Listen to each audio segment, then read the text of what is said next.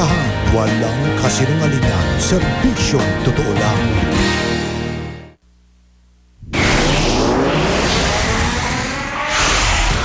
Saksihan, bago bumiyahe pa Cambodia para sa ASEAN Summit, Pangulong Noynoy Aquino personal na nag-ikot sa Pierre Airport at Bus Terminal. Baka nakitang pagkukulang, pinahanapan na ng agarang solusyon. Paghahanda ng mga deboto sa San Pedro Kutud sa Pampanga na magpapako sa krus sa Biyernes Santo, tampok sa barangay Saksi. Litrato sa internet ng butanding na ginawang parang surfboard, umani ng batikos. Exclusive, dalawang lalaking namimitas lang ng mangga na kuryente sa Quezon City. Sa China, pagsagip sa batang nahulog sa balon, pahirapan. Sa Showbiz Saksi, tinanghal ng Worst Movie of the Year sa taunang Razzie Awards, alamin kung ano. Baka bakasyonista ngayong Holy Week, enjoy sa kanilang mahabang bakasyon sa Boracay, Baguio at Subic.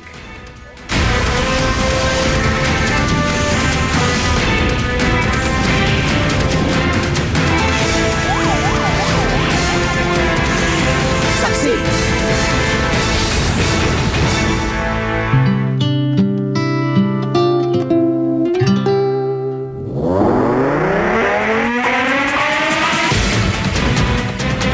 Ngayong Lunes Santo, ilang pasahero ang magpapalipas ng gabi sa Araneta Center Bus Terminal. Ito ay habang hinihintay ang pag-alis ng kanilang bus bukas ng umaga.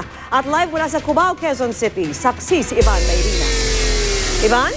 Igan, Vicky, pansamantalang humupa ang ingay at siksikan dito sa Araneta Center Bus Terminal. Pero pagsikat ng araw at sa susunod na 2 araw, inaasahan ang pinakamabigat na buhos ng mga pasahero. Umalis ng hindi puno ang I-Bail liner na biyaheng Sorsogon pasado alas 10 ngayong gabi. Last trip sa araw na ito mula sa terminal. Sa mga nakalipas sa araw, tuloy-tuloy daw ang buhos ng mga pasahero pero hindi pa nakikita ang malaking bulto ng mga pasahero. Regular yung schedule nila, daily trip nila, talagang puno. Yun, extra bus, marami talaga extra bus. Kahit maluwag na at mangilan-ngilan lamang ang mga pasahero ay wala namang tigil ang pagbabantay sa seguridad. 24 oras ang pag-iikot ng mga K9 at ng mga pulis. Malaking bagay ito para kay Gemma Uboan na naiwan ng Roro bus patungong Mindoro. Nanggaling pa kasi siya ng Ilocos at na-delay ang pag-alis ng kanyang biyahe. Mapipilitan siya ngayon magpalipas sa Magdamag sa terminal kasama ang 2 maliliit na anak. Hindi ko po alam kasi galing pa kami ng Ilocos Sur. Hindi nyo natansya yung biyahe.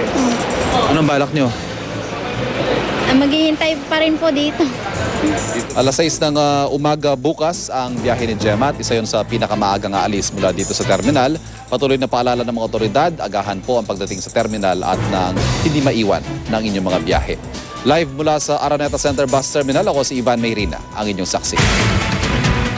Wala naman nag-iaberya sa Eva Macapagal Terminal sa Maynila kung saan bawat pasahero basusing ini-inspeksyon bago sumakay ng barko. Saksi si Maris Umali.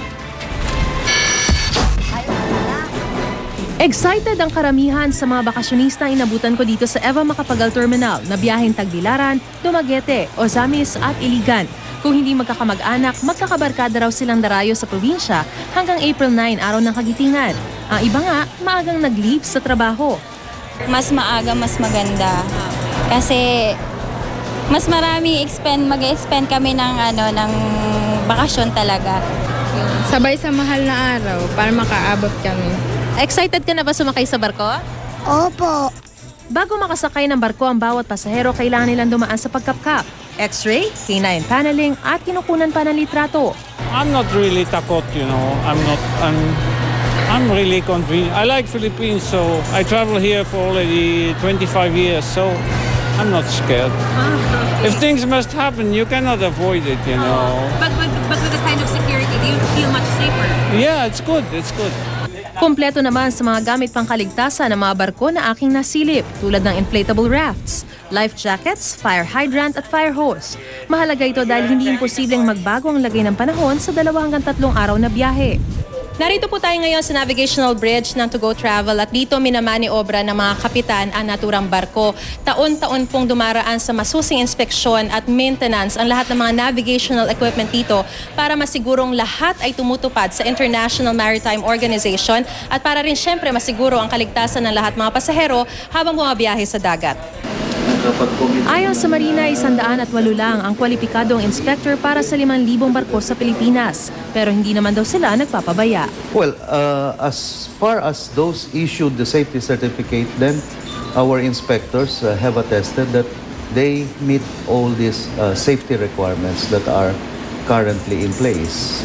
Ako si Mariz Umali, ang inyong saksi. Sa Batangas Port, nagrereklamo ang mga pasahero ng isang barko matapos na hindi matuloy ang kanilang biyahe ngayong gabi. At mula sa Batangas City, saksi si Jamie Santos.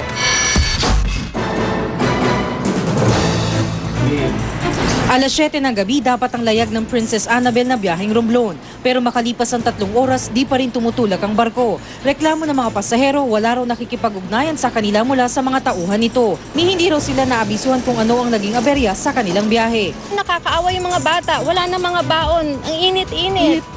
Niiwas, sabi, teka daw, antay lang kayo, sandali.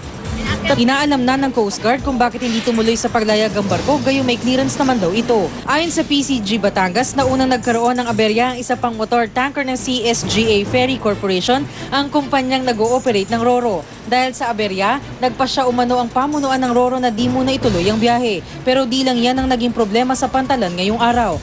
Kaninang umaga, pagkahaba-haba ng pila sa mga ticketing booth. Marami raw kasi ang hindi nagpa-reserve ng ticket sa pag-aakalang konti pa ang mga pasero ngayong Lunes Santo. Siguro maaga pa naman kasi nag-aantay talaga namin. Usually pa mga ganitong panahon okay pa. Tuloy ang ilan naiinis sa tagal ng paghihintay. May ticket pero wala nang Slot po. Wala na. Paano daw po yun? Paano daw po ang gagawin sa inyo? Sa economy na lang daw. Lalong naghihimutok naman ang mga ito na isang araw ng delay ang biyahe papuntang Romblon dahil nadagdagan ng gasto sa nakaraang magdamag. Stranded po kami. Kahapon pa kami. Kahapon pa. So, Bakit daw ganun? Walang explanation kung bakit? Masyadong puno po. Masyado. Kina-question naman ng ilang pasero ang patakarang bentahan sila ng tiket 1 oras bago ang nakatakdang biyahe. Sana magbenta na sila ng ticket habang tapos hindi pa marami ang mga tao. As of now naman po, wala po. Regular lang po ang ating daloy ng pasahero. Although may mga pila na po, pero yung po ay kaya-kaya po ng ating mga barko ngayong panahon ngayon. Wala namang tigil ang mga otoridad at K9 unit sa pag-iikot sa Pantalan para tiyakin ang seguridad ng mga biyahero. Ako si Jamie Santos, ang inyong saksi. Personal namang nag-ikot si Pangulong Noynoy Aquino sa mga pier, paliparan at terminal ng bus bago tumulak patungong Cambodia para sa ASEAN Summit ngayong gabi. Saksi si Steve Dailisan. Dito sa X-ray section ng Pier 2, dumiretso si Pangulong Noynoy Aquino pagdating sa Manila North Harbor. Gusto raw kasing tiyakin ng Pangulo na hindi ang tinapalang X-ray scanner na bumungad sa kanya noong nakarang taon ang daratnan niya ngayon. Last year, merong metal na siya, yung body scanner, di ba?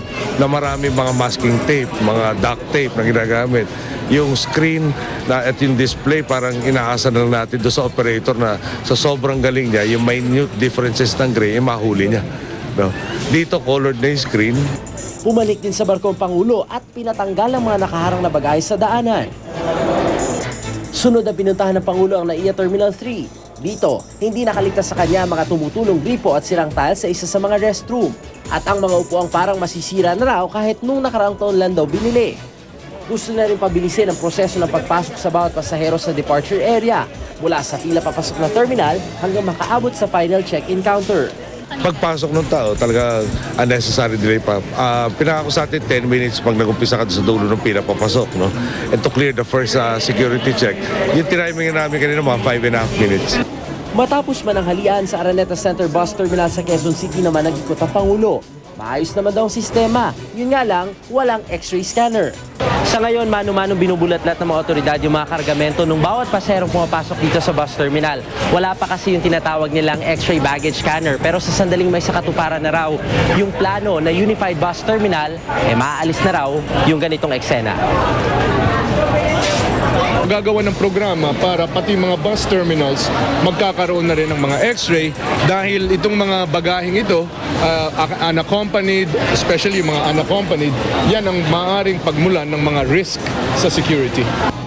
Alas 8:20 ng gabi naman ang tumulak ang Pangulo papuntang Cambodia para sa pagtitipon ng Association of Southeast Asian Nations o ASEAN bukas hanggang sa Miyerkules. 3.2 milyong piso raw ang gastos ng gobyerno para sa 63 taong delegasyon nila sa ASEAN. Sa summit na ito, ibabahagi natin ang ating saloobin sa mga napapanahong isyu tulad sa mungkahing ASEAN Human Rights Declaration at sa pagsugpo ng droga sa riyon. Patitibayin din natin ang ating bayanihan sa disaster risk reduction and management upang mas maging epektibo ang pagresponde natin sa ating mga kababayan sa panahon ng sakuna. Ako si Steve Dailisa ng inyong saksi.